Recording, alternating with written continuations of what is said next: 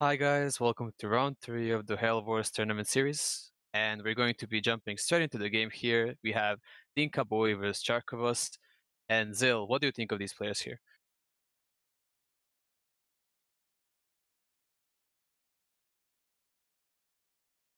Seems as if Zil is muted. Sorry about that. All right, so I don't know too much about K0. I do know a little bit about his deck, so I'm really excited for that. I do know TJ is a player, really good player. So this is definitely going to be a fun match to watch. Yeah, and we see Dinka Boy having a strong open here, going straight away with the extravagance and not getting interrupted. So this gives me the idea that he's playing a backrow deck. Um, and knowing Dinka Boy as a player, he always plays something interesting. So he could be playing anything at this point. Yeah, I'm really interested to see. Oh, here comes the petting Sasur. Okay, let's go. So it's Madolche most likely. Yeah, Since they seems both like move Madolche. extravagance. And the impermanence dropping down, and do you think it's enough? And yeah, so can you walk me through this? What do you think? How does this deck work? I know you've been playing this deck, so All right, so basically, since he opened Angeli here, he can basically play through a single hand trap for sure. He won't be able to make anything too insane, but he'll be able to end on like a negate and 2 graveyard shuffles plus whatever he has in his hand, which is still pretty good, but it's not the full combo that he wanted. I'm wondering if he has another Madolche monster in his hand, he'll go for Salon here because Salon will, there it is, allow him to get another normal summon, and then as soon as a Madolche monster is sent to the graveyard, he can set his trap, which is just good for him all around. one question I have is what hand traps would impact a deck like this? Like what really hurts this deck? Well, Nibiru is pretty good when he uses the teacher right here. Like when he activates the teacher effect, and you can chain the Nibiru to it, and it won't go to the graveyard. However, if he keeps the teacher up and he has a second normal summon, then he could pretty much just go uninterrupted here. It looks like he's playing the anti-Nibiru play here, which is really good. He's going to detach teacher in the end phase, which will then trigger Salon. Once Salon gets triggered, he will set the Madolche Promenade, which is an Omni Negate. It can target a face-up card, negate the effect, not the activation, and then return a Madolche monster from your graveyard or your field to your hand. And that card is very, very powerful because it's an Omni Negate, and in this meta, Omni Negate and being able to negate everything is very, very useful for this deck. And we see him shuffling back the impermanence. So there is the small chance that Jark draws it again and maybe breaks on it because we still don't know what he's playing. So let's find out what Shark does here. And yeah, this seems like a really good opening by Dinka Boy. He still has 3 cards in his hand that his opponent doesn't know, and he has really, really good setup. So let's see what Shark does here. Yeah, this board from Madolche is definitely always playing Rock. Okay. So I, playing bel with Dynatirium is very interesting. I don't think any other deck besides Rock plays Dyna, but Could must. be Infernoids, but very, very, very, very unlikely. But yeah, could be Infernoids. Alright, so Teacher is not as good in the Rock matchup as it is in other matchups. Teacher is basically a Call by the Grave, but it shuffles up to 2 cards. It doesn't negate cards like Call by the Grave, but basically it doesn't target, and you can just shuffle 2 cards from the graveyard back to the deck. So here we see a very, very strong open by Shark with the Secret Special Summon. And I'm not really, personally, I'm not really a big fan of the Dragite Egg. I don't think it's that good, but Shark seems to be playing it. And what do you think of the blue egg? Sorry. So I think if you're going to play an egg, this is obviously the egg that you play, but I do think that it's very, very niche. It's pretty much a dead card, except for in very specific scenarios, like this scenario right here. It turns on Seeker. If you excavate it, you get a draw, but it's not a combo starter, right? It's nothing that really helps you push through plays. It doesn't help you extend. It doesn't do any of the things you want to see Adamancipators normally do. It's definitely remnants of older builds. Yeah, and I agree. And this Dynatirium is something that has been slowly falling out of fashion for the Rock players as they've been moving on to other cards. And figuring out other strategies, and he seems to be playing both of those. And at this point, so the impermanence does come down on the Seeker, meaning it won't get its effect. So let's see what Shark does here from this point. He has probably two lines of play. Yeah, there goes one, making Granite Loyalists to add uh, the Block Dragon. Do you think that Dinka Boy has to use his Omni Negate on this? I think that he has to use some sort of an Omni Negate. If he has a hand trap like a Veiler or something or an Ash, I think that you use it on this. Um, if he didn't have 3 interrupts here, I don't think I would have hit the Seeker here. I think I would have just let the Seeker go by and wait for the Fiber and the Granite to come down since that was kind of telegraphed. But this either means that he has another interruption in his hand, or he didn't see the fiber, which I don't think. I think he saw this coming. So we'll just have to see what comes from his hand. Yeah, I also highly doubt that he would be using his negates like this if he just didn't have something else to stop the fiber. And let's see what happens here as Shark uses the effect. And oh, he lets it through. So that's very interesting. Right, and that either means he didn't want to risk. The only reason you wouldn't let a seeker go through is if you were scared of, I guess, blocker, right? Gate blocker or guardian, which either or I don't. I think the gate blocker would probably hurt more. When it comes to desires, that's hard.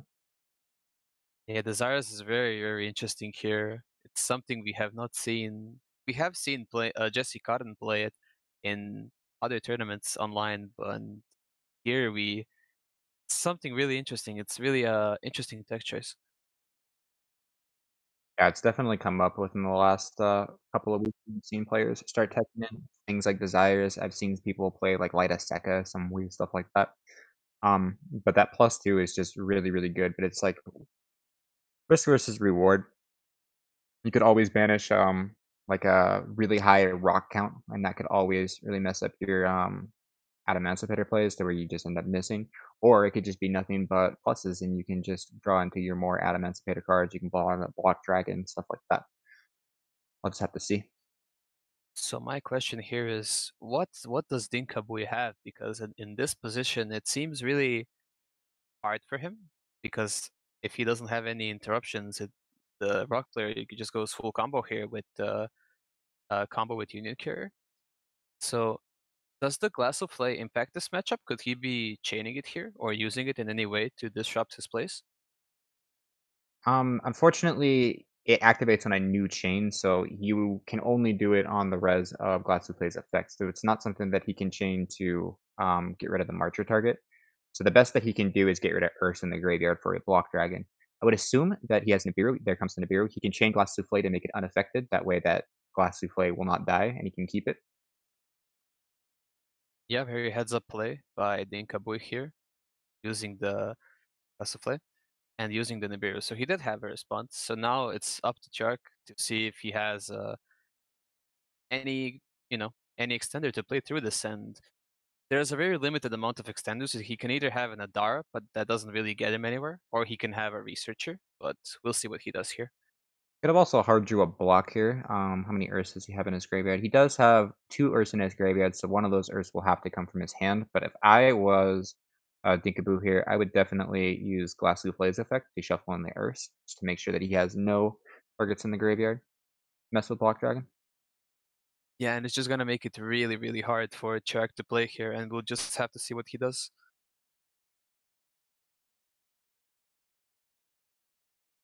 Okay, and the Nibiru does resolve, and he does use the Glass of Flay effect to shuffle cards, and let's see what he says.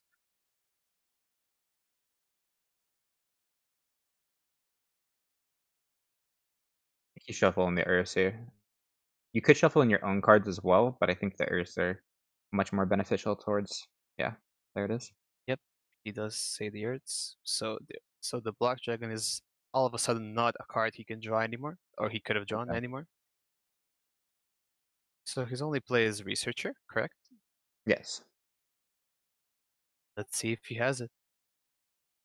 Since the fiber's gone, the only thing that he can do here is Researcher and then hope to get a level 4 off the top of his deck and go into.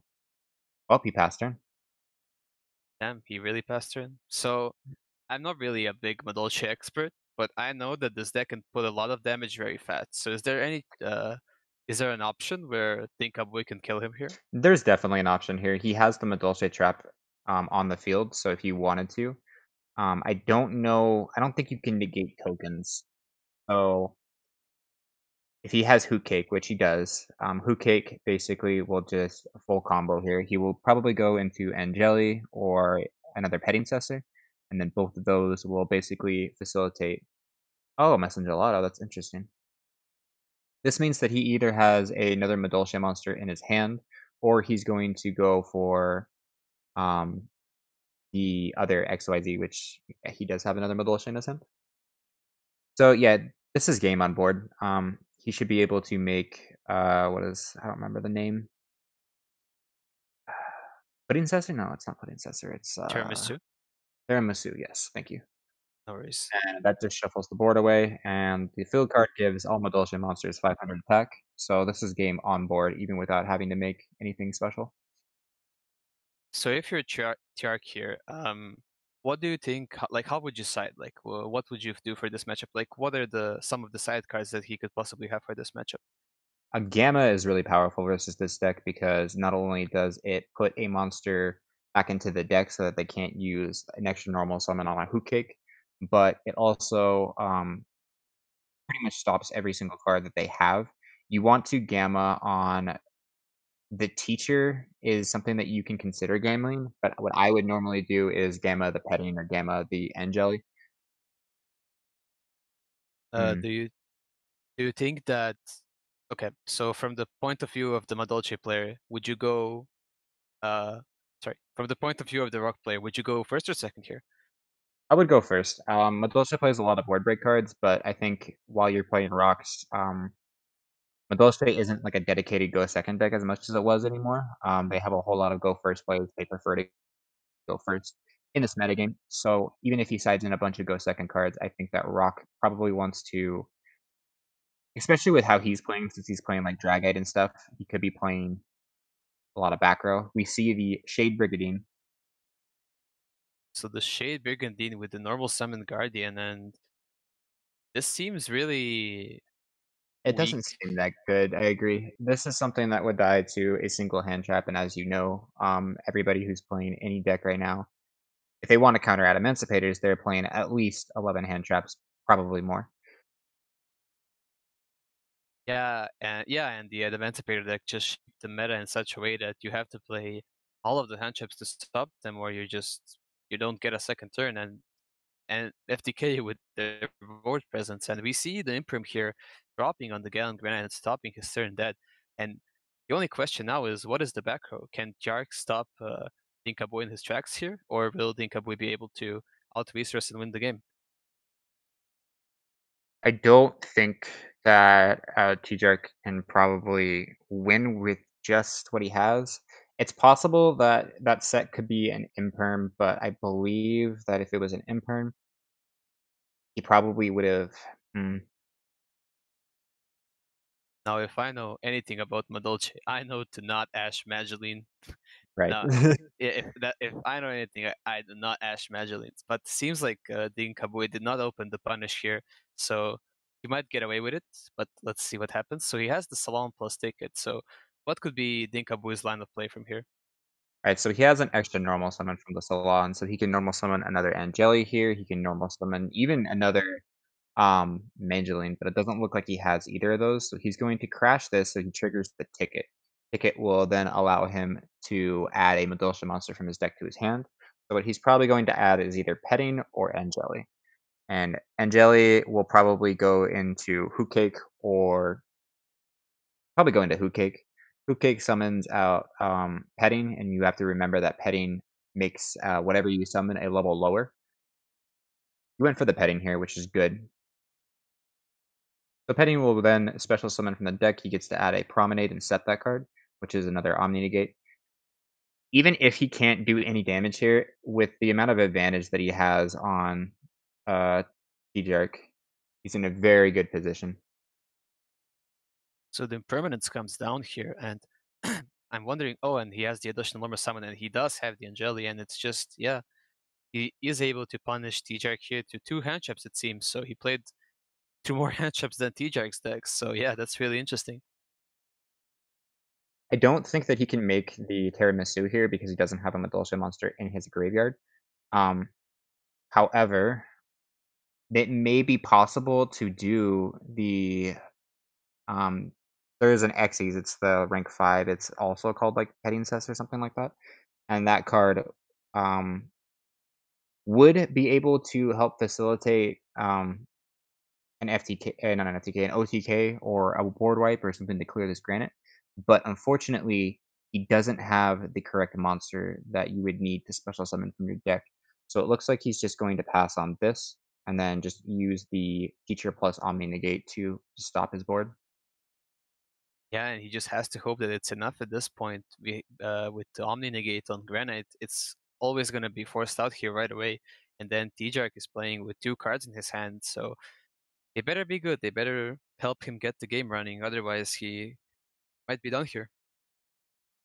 If T-Jack can draw any sort of an Atom here, an Atom would just basically help him facilitate a whole lot of plays here. He could basically normal summon, like, let's say, Seeker, or special summon, like, let's say, Researcher, and then he can activate the effect that would force out the other interruption, or he could let that go through and wait for the fiber. But either way, T-Jack can definitely come back from this. This isn't unwinnable by any means. Yeah, seems like a really good spot. Still seems like a really good spot for Dinka Boy, but for sure, if T-Jack gets a really good top deck, he can still hold us back if the other unknown backer isn't something major. So yeah, we'll just have to hope and see. Djark still does have needle fiber plays available to him, so if he can bait out the Omni Negate, get any sort of tuner onto the field, and get any advantage just to get his deck running, he should, in theory, be fine here. But you never know with Dinka Boy. He's always full of surprises when he plays his decks and in the way he builds them. So maybe there's some card or some way that he can stop the place. And we see the God Granite being negated right away, and the ticket and Salon are going to trigger. So now it's up to T-Jark to see if he opened the tuner or not. So, yeah. And I think either way, he was probably searching a tuner with Granite anyway. I don't think Block is going to be very applicable in here unless he has a tuner in hand. Even if he did, depending on what Tinkerboo has here, I don't think that it matters. I think that this is probably going to go in the way of the Madolche. Yeah, seems so. And T-Jark might need it would really need to be a really, really good top deck for him to be able to play this game out. Oh, seems to be, yeah, and T-Jark admits defeat, and